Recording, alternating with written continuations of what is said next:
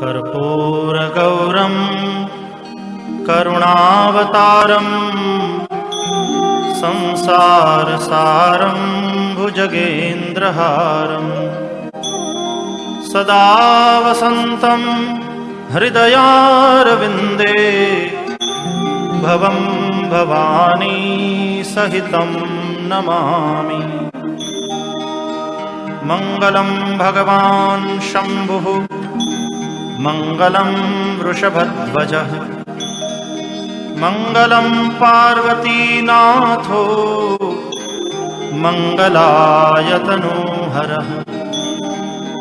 सर्वमङ्गलमाङ्गल्ये शिवे सर्वार्थसाधिके शरण्ये त्र्यम्बके गौरी नारायणि नमोऽस्तुते।